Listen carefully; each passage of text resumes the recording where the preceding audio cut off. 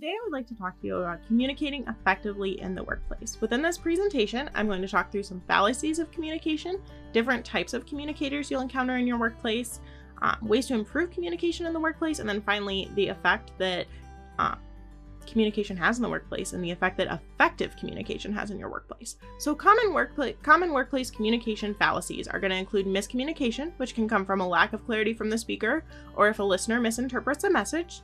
We're also going to talk through ineffective listening, which would be maybe when you're not fully focused on the speaker and you're trying to multitask, like check your phone or check your email.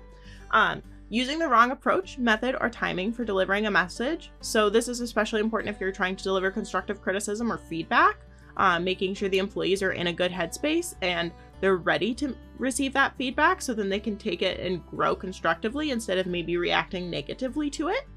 And then a lack of assertiveness in communication. So as a supervisor, maybe when you're talking about a topic that's a little more difficult, so something that might be related to a potential disciplinary action, like maybe arriving to work on time, be sure that you're actually explaining to the employee the ramifications this could have. Don't just say something like, oh, it'd be really cool if you came to work on time. Like, it's really great if you do. We appreciate it.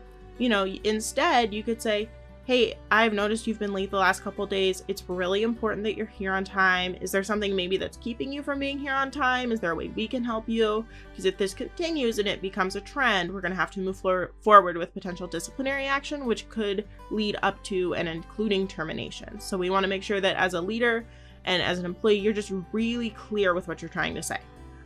The last fallacy that Armstrong had listed is a lack of awareness in how your communication style affects others.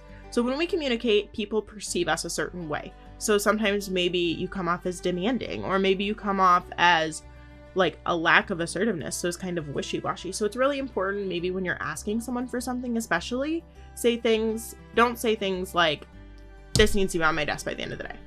That can come off as really demanding and really kind of intimidating. Whereas instead you could say, could you please have this done by the end of the day? Same effect, same message, but one came off really demanding and one was a little more understanding and a little more just informative. So the next thing I'm going to talk about are types of communicators in our workplaces. So we have analytical communicators, functional communicators, intuitive communicators, and personal communicators. So Sun explained all of these in an article that was published in 2018. So I'm going to talk through some characteristics of each one and how to connect to each type of communicator. So while I'm explaining these, if you want to think about how you communicate and maybe try to categorize yourself within these 4 categories.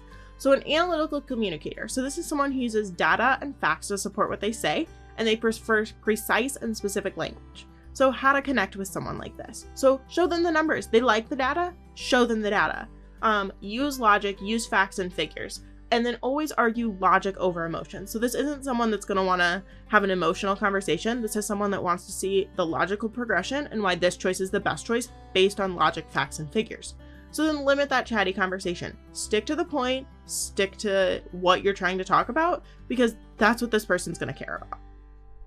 The next type of communicator is going to be a functional communicator. So their characteristics is that they focus on process, step-by-step planning, detailed execution. That's what they like to think about. They don't want anything to get missed. So how to connect with someone like this. So lay out the entire process. The process is what they like, so show them the process. Start to finish. Show them every step, every timeline, every check-in point. Show them everything because they might have ideas that you don't have and they might help ensure that nothing does get missed. And then prepare to answer some questions. Be prepared because someone like this really typically enjoys asking questions of you. They want to know more about the details in the process. The third thing I would say would be invite feedback. So a functional communicator especially is going to think through things really deeply and on a very detailed level. So they're probably going to have feedback for you about their processes, about what they think will and won't work. Take that feedback and use it to grow and improve your plan. The next thing I would talk about is an intuitive communicator. So this is someone who focuses on the big picture. They don't like getting bogged down with lots of little details. So this is kind of the opposite of your functional communicator. So how to connect with someone like this? Keep instructions quick and to the point. Value their big ideas. So when they come to you with a big idea and they're excited and they're passionate and they see where this company can go, value that. Thank them, express appreciation because it matters and it can be so helpful for you as a leader. The next thing would be is use visuals to show greater detail. So Maybe you have a functional communicator and an intuitive communicator in the room. Put up a timeline. It shows the details, which the functional communicator will appreciate, but it also shows the overall big picture, which your intuitive communicator is going to really appreciate. The final type of communicator we're going to talk through is a personal communicator. So this is someone who places an emphasis on personal relationships to understand what others are thinking. So how do you connect with someone like this? Explain directions in person when possible. This is someone you want to talk to face to face because they need the body language and the tonality of when you're speaking to understand your message. They use it to have a better understanding of what you're saying. And then make your feelings known. So this isn't someone that you need to try to hide your feelings from. This is someone, if you're frustrated, you need to share that. But if you're excited and passionate, also share that too. And then use their positivity to influence a group. So someone like this could be a huge cheerleader for you. They could be really positive, really excited. And if you let them harness that and use that, it could be a great asset for your group and for their productivity. So the next thing I want to talk about is how to improve workplace communication. I've talked about some fallacies. We've talked about different types of communicators, but really it boils down to 5 big things you can do to improve workplace communication. Miller listed all of them in an article published in 2016. So, number 1, give your undivided attention. This means turn off your phones, shut your laptops, close your emails, focus on what the speaker is saying. This should happen regardless. One-on-one meeting, group meetings, large presentations, doesn't matter. Focus on the speaker. If you don't focus, it really devalues the conversation and really devalues what the speaker is saying. And then maintain eye contact. So if you're in a meeting and you're listening to a speaker speak, look at them, maintain eye contact with them because it's helpful and it makes them realize that you're engaged, which makes them be more engaged. And then put all things aside. Like I said, just focus on them. Don't try to multitask. Focus on your speaker. The next thing we're going to do to improve workplace communication is going to be take time to listen. So don't monopolize a conversation. If you're someone who likes to talk and talk and talk and talk and talk and talk, that's fine. But sometimes people will start to tune you out or become disengaged in what you're saying if you're just continuously talking. So keep your points clear and concise. Stay to the point. Avoid fillers and fluff. And then pause after important points.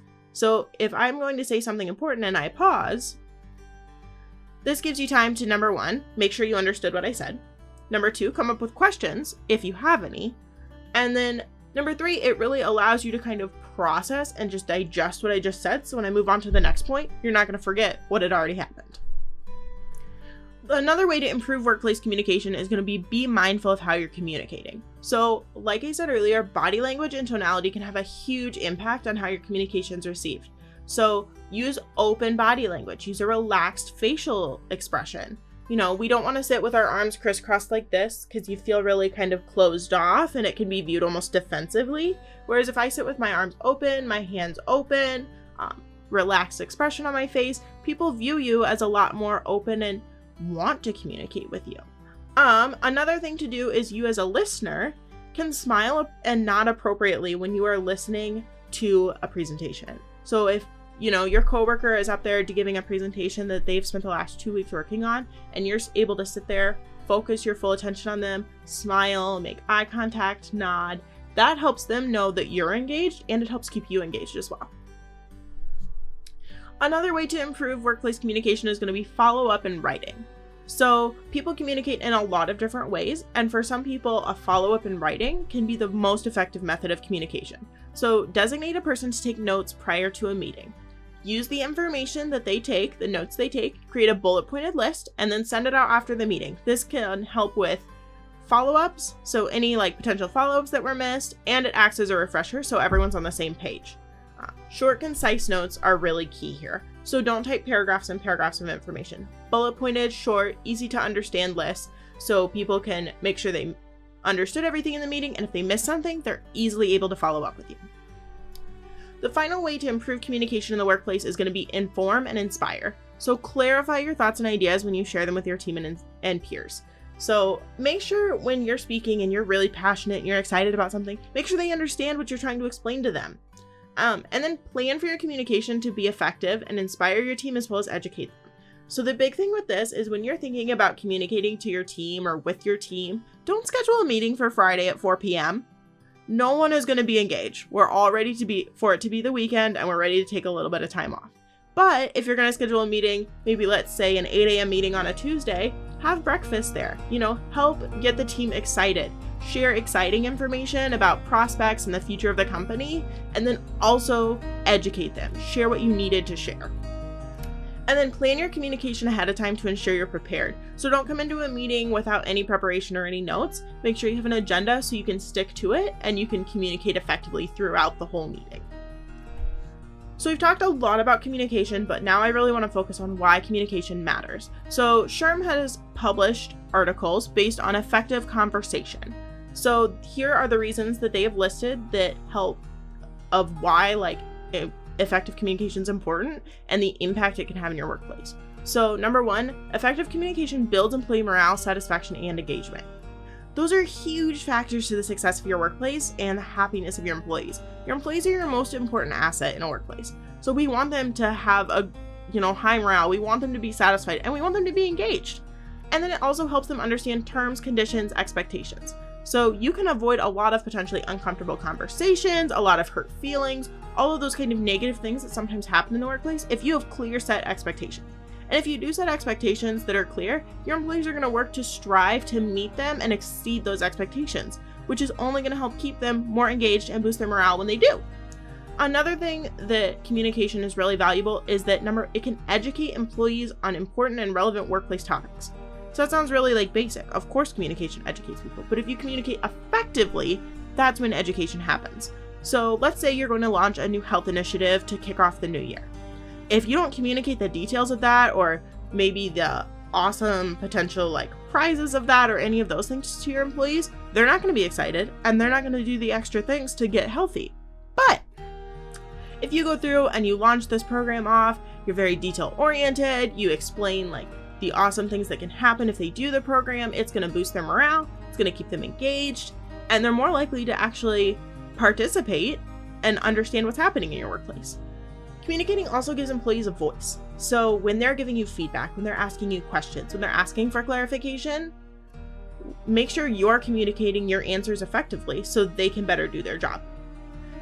It lessens misunderstandings overall in the workplace, just generally lessens misunderstandings if you're communicating effectively, and then it improves processes and efficiency. So we're always looking for a more efficient workplace, and if we communicate effectively, it allows us to become more efficient. So I'm going to leave you with a quote that was said by Conrad in 2014. Communication is the lifeblood of an organization, and without it, things will not get done. So it's really what all of this boils down to. In order to manage effectively, in order to be an effective employee, you have to be able to communicate. Otherwise, it really just causes problems and it makes your workplace really, really difficult for you to succeed and you to thrive. I'll leave you with my references, and thank you so much for watching today.